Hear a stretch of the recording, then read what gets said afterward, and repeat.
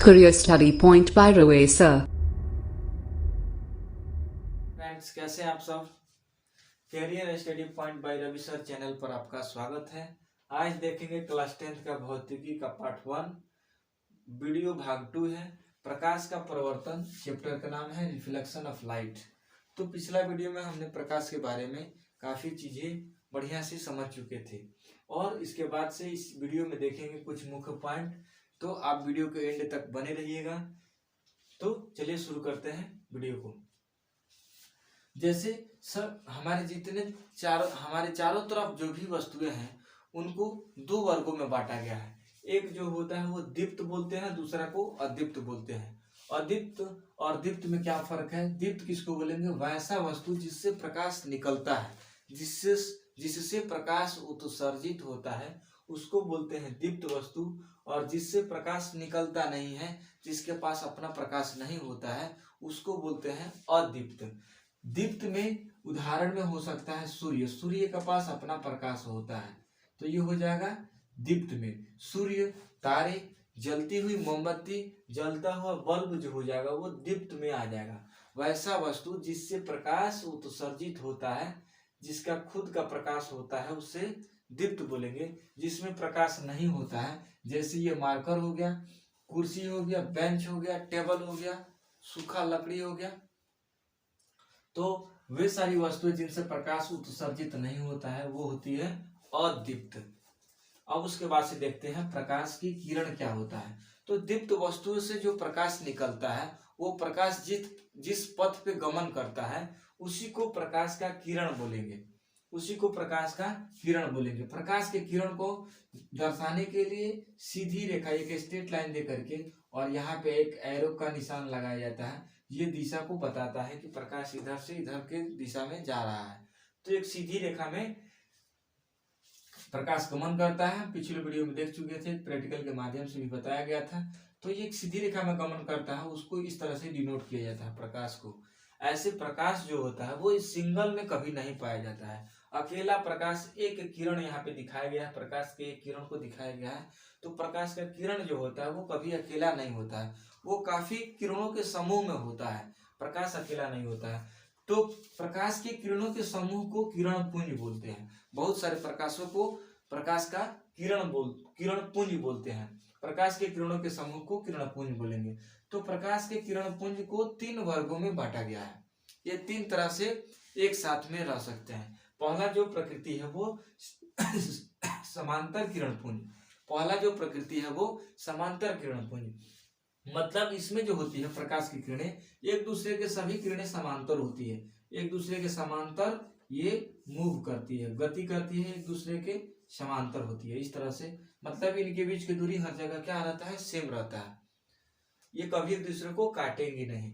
ऐसे हो जाएगा प्रकाश की किरणें, ये समांतर किरण पुंज हो गया। दूसरा किरण पुंज जो होता है वो है संसरित या अभिसारी या अभिसरित किरण पुंज।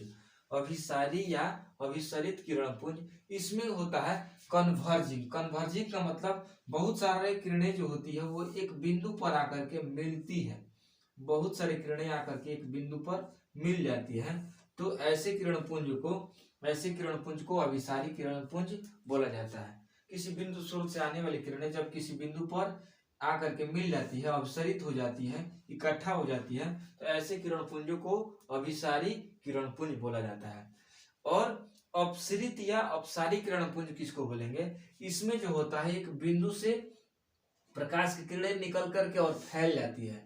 यहाँ से ये फैलती हुई चली जाती है, किसी बिंदु से प्रकाश की किरणें निकलकर और फैलती हुई चली जाती है। तो इस प्रकार के किरण पुंज को बोलेंगे अपसारी किरण पुंज या अपसरित किरण पुंज बोला जाता है। इसको डाइवर्जिंग बीम्स बोला जाता है। मतलब डाइवर्ज होता है, ये बिखर जाता है, ठीक है ना। ये कन्वर्ज होता है, एक बिंदु पर आकर के मिलता है। और ये पैरेलल्स बीम होता है, पैरेललोग्राम नहीं, पैरेलल्स बीम जो होता है वो मतलब समांतर किरण पुंज। और इसके बाद से देखेंगे पारदर्शक, अपारदर्शक, अर्धपारदर्शक। तो पारदर्शक का मतलब होता है वैसा वस्तु जिसके आर पार दिख सके। जैसे हो गया पानी या फिर कांच से हम आर पार वस्तु को देख सकते हैं। तो ये हो जाएगा, उसको बोलेंगे पारदर्शक। जैसे पानी में अगर कोई मछली तैर रही है, अगर वो पानी में मिट्टी नहीं घुला है, वो फ्रेश पानी है, तो उससे क्या होगा, उसके अंदर जो भी जलीय जीव है वो दिख जाता है, आर पार पानी से दिख जाता है। तो पानी जो हो जाएगा वो पारदर्शक हो जाएगा, पानी जो हो जाएगा वो पारदर्शक। वैसा पदार्थ जिसके आर पार दिख सके उसको पारदर्शक बोलेंगे, और जिसके आर पार नहीं देख पाएंगे उसको बोलेंगे अपारदर्शक। जैसे इस दीवार के, इस बोर्ड के उस साइड क्या रखा गया हमें नहीं दिख पाएगा, तो ये बोर्ड भी क्या है, अपारदर्शक है, क्योंकि बोर्ड के पीछे क्या है हमें नहीं दिख रहा है। तो ये जो बोर्ड हो जाएगा वो अपारदर्शक हो जाएगा। और अल्प या अर्ध पारदर्शक, या इसको पारभासी भी बोला जाता है। इसका मतलब क्या है कि कुछ कुछ पदार्थ ऐसा होता है जिससे थोड़ा थोड़ा दिखता है, थोड़ा नहीं दिखता है, तो पूरा क्लीन नहीं दिखता है। अल्प ही नाम में भी है, अल्प मतलब थोड़ा दिखे और थोड़ा नहीं दिखे। जैसे कुहा के मौसम में आप जाते हैं तो कुहा में थोड़ा दिखता है, थोड़ा नहीं दिखता है, क्लीन नहीं दिखता है, तो उसको अल्प पारदर्शक बोलेंगे। या फिर जो हमारा पलक जो है, आंख का पलक है, ये चमड़ा जो है, ये भी अल्प पारदर्शक का उदाहरण है। कागज में तेल लगा हुआ कागज जो होता है वो अल्प पारदर्शक का उदाहरण होता है। तो इस तरीका से दीप्त वस्तु के बारे में हम देख लिए।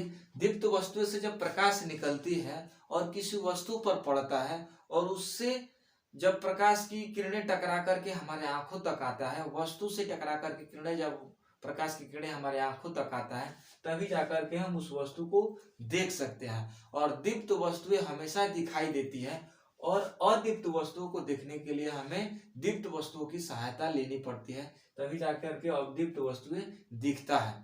तो प्रकाश की किरणें जब किसी अदीप्त वस्तु पर पड़ता है, तब जाके हमको उसका इमेज हमारे आंखों के अंदर रेटिना में बनता है, ठीक है ना। इसको मानव नेत्र में डिटेल से देखा जाएगा कि वस्तुएं का प्रतिबिंब हमारे रेटिना पर, हमारे मस्तिष्क के अंदर कैसे बनता है। मानव नेत्र चैप्टर है 3 में देखा जाएगा।